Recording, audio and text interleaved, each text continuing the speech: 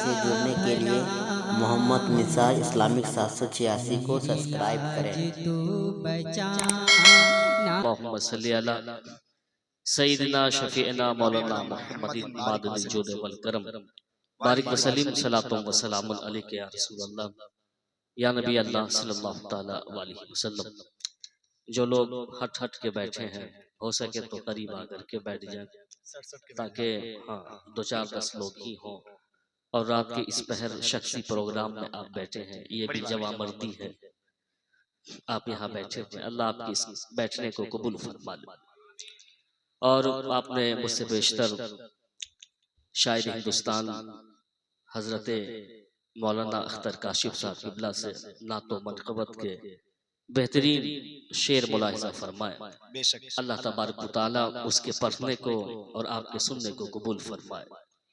वाकई में बहुत सारे लोग हिंदुस्तान में पढ़ते हैं, हर फूल की अलग अलग खुशबू होती है, लेकिन नात को नात के लहजे में पढ़ना ये अख्तर काशिफ जैसे कुछ लोगों की फनकारी हुआ करती है। नहीं तो लोग नात नहीं पढ़ते हैं, ऐसा लगता है कि कोई मुकाबले का मैदान सजा हुआ है, नात नहीं पढ़ा जा रहा है। ऐसा लगता है कि कोई मुकाबले का मैदान सवार है, लोग उससे मुकाबला आराई के लिए जमा हुए। वाकई में आपने सुना होगा जिस संजीदगी के साथ मेयारी शेर पढ़ते हैं, और खुद राइटर भी है, एक मेयारी शेर और मेयाराना अंदाज में उसने पढ़ा है। अगर सुनने वाले भी अगर मेयारी हो तो उसे बहुत ही मोहब्बत से सुना करते हैं। अल्लाह तबारक व तआला ऐसे लोगों को आगे बढ़ाने की तौफीक अता फरमाए। ऐसे लोगों से नात सुने, इसी अंदाज में नात सुने, ताकि अल्लाह तबारक व तआला आपके इस हुस्न अमल को कबूल फरमाए। ये मेंबरे रसूल है, इसका अदब भी जरूरी है, इसका लिहाज भी जरूरी है। और इसका अगर अदब और लिहाज हम नहीं करेंगे तो फिर यहाँ से गलत पैगाम जाएगा। आजकल हम लोग देखते हैं कि लोगों को हाल आ जाता है जगह जगह, ऐसा ना हो, ये सब बनावटी हाल है। हाल जिनको आता है वो 40 दिन तक अल्लाहु अल्लाहु की सदा उनकी जबान से निकलती है, कोई उनको देख नहीं पाता, उनको हाल कहा जाता है। ये स्टेजों पे पैसा लुटाते हुए, टोपी गिराते हुए हाल नहीं बेहाल हो जाया करते हैं। अल्लाह तबारक तआला हमें अपने मज़हब पे मजबूती से अमल करने की तौफीक अता फरमाए। रात के इस पहर में बहुत ज्यादा गुफ्तगू लंबी करने की जरूरत नहीं है, 2-4 कीमती बात मैं आपके सामने में रखना चाहता हूँ। जिन बेटों ने अपने बाप की मोहब्बत में इस तमाम प्रोग्राम का इनेकाद फरमाया, अल्लाह उस बेटे की मोहब्बत को कबूल फरमा ले। उस बेटे के लिए यही अच्छी बात है, यही उनकी किस्मत की मेराज है। जो वफादार बेटा होता है वो हयात में भी अपने वालिदैन से मोहब्बत करता रहता है, बाद विसाल भी अपने वालिदैन से मोहब्बत करता रहता है, इसलिए कि इसकी तालीम हमें कुरान अता फरमाता है, इसकी तालीम मुस्तफ़ा करीम की हदीस और सरकार दो जहां का अमल हमको बताता है। हुजूर ताजदारी मदीना के सहाबी हजरत तुफैल फरमाते हैं, हम लोगों ने देखा कि सरकार यानी तशरीफ फरमाए, हुजूर के चारों तरफ सहाबा की झुरमुट लगी हुई है और हुजूर यानी वहां गोश्त तकसीम करवा रहे हैं। इतने में लोगों ने क्या देखा कि सरकार के सामने में एक औरत बढ़ती हुई चली आई। हुजूर की नजर जैसे ही उस औरत पे पड़ती है, सरकार दो आलम ने अपने काम को रोक दिया और उस औरत की तरफ हुजूर मुतवज्जह हो गए। ये जरूरी बात मैं आपके सामने में रखना चाहता हूँ। लोग यहाँ पीरों का तलवा धो करके पीना अपने लिए सोचते हैं, ये किस्मत की मेराज है। वो लोग सोचते हैं कि अगर पीर का हाथ न चूमा जाए तो समझो कि कोई नेकी कबूल नहीं होगी।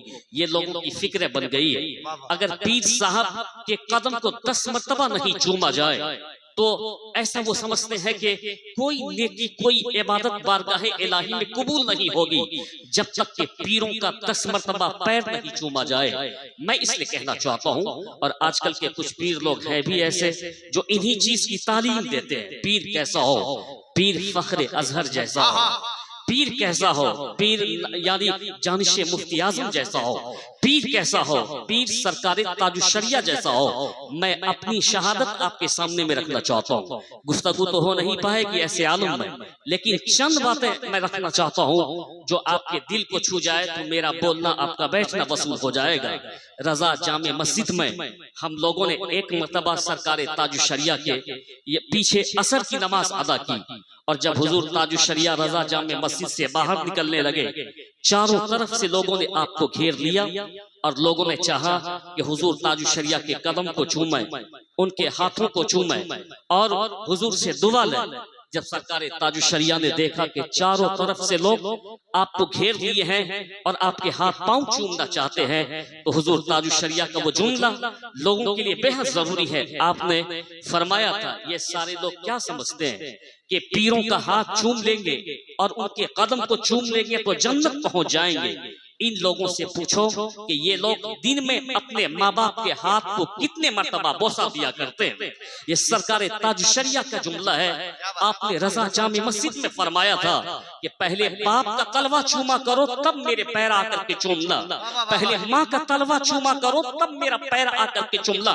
मैं कहना चाहता हूँ कि ये सरकार ताजुश्शरिया का जुमला हमको ये बताता है कि लोग देवा, कलियर और बगदाद यानी घूमते रहते हैं।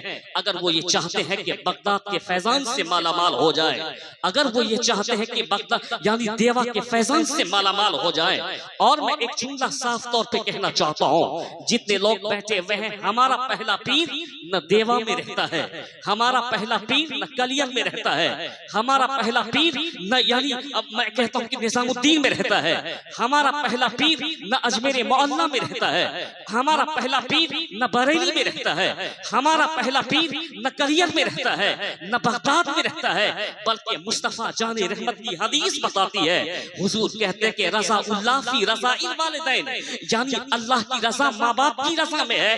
तो पहला पीर न देवा में, पहला पीर न महररा में, पहला पीर न बगदाद में, पहला पीर जहाँ तेरे माँ बाप जिस घर में आराम करते हैं वही तेरा पहला पीर हुआ करता है। अगर तेरा पहला पीर तुझसे राजी है तो गौस का भी फैजान होगा, गरीब नवाज का फैजान होगा, महबूब का फैजान होगा, देवा का फैजान होगा, आला हजरत का फैजान होगा और घर बैठे ही तुम यहाँ भी मालामाल हो जाओगे, वहां भी। नारे तकबीर, नारे रिसालत। ये पहला पीर घर में रहा करता है कि माँ बाप की दुआएं हमारे लिए किस कदर जरूरी, उनकी शफ़क़तें, उसकी मोहब्बतें, उनकी दुआ हमारे लिए पहली सीढ़ी के मानद है। इसीलिए माँ बाप जब राजी होते हैं तो सारा दरवाजा उनके लिए खुलता चला जाता है, सारा मामला उनके ऊपर आसान होता चला जाता है। यह कुरान भी हमको इसकी तालीम अता फरमाता है। सरकार दो आलम की हदीसें हमें इस तरफ मुतवज्जे फरमाती है, बुजुर्गों के अकवाल और उनके आमान हमें इस तरफ मुतवज्जे फरमाते हैं। इसीलिए हमें अपने माँ बाप की किस कदर खिदमत फरमानी है। मैं बता रहा था कि सरकार दो आलम के सहाबी फरमाते हैं कि हुजूर ताजदार मदीना, जिसको अल्लाह तबारक व तआला ने लाजवाब बनाया है, सरकार की अजमत को कोई बयान नहीं कर सकता है। अल्लाह ने आपको इतना लाजवाब बनाया, ये अलग टॉपिक है। मैं कहता हूँ कि अक्ल के अंधे क्या समझेंगे। जो कीचड़ में हमेशा डूबा रहता हो वो कीचड़ ही देखता रहता है। जिनको गोबर खाने की आदत है उसको हलवे से क्या मतलब होगा। यानी गोबर खाते खाते दिमाग गोबर, उसका पूरा स्ट्रक्चर गोबर, उसकी फिक्र गोबर हो गई है। गोबर खाने वालों को गोबर ही में मजा मिलता है। लेकिन जो लोग नेक हैं, जो लोग सच्चे हैं, जो लोग दुनिया का मुताला करते हैं, जो लोग रियलिटी को समझते हैं, जो लोग दुनिया को मुशाहिदे की नजर से देखा करते हैं, वो समझते हैं मुस्तफा जाने रहमत सरकार दो आलम को अल्लाह ने कितना लाजवाब बनाया है। सरकार आला हजरत ने हुजूर के उन तमाम तर खूबियों को अपने दो शेर में इशारा करते हुए कहा था कि सबसे आला व वाला हमारा नबी, सबसे बाला व वाला हमारा नबी। सरकार दो आलम का कोई जवाब नहीं है। दर्जनों दानिश्वर ने हुजूर की कसीदा खानी फरमाई, हुजूर की शान में खुतबा पढ़ने का काम किया। उन जाहिलों, उन नरसिम्हानंद, उन जैसे खबीसों जिनकी पैदाइश ही खता रख दी गई है, यानी जिसकी पैदाइश में खता होती है वही लोग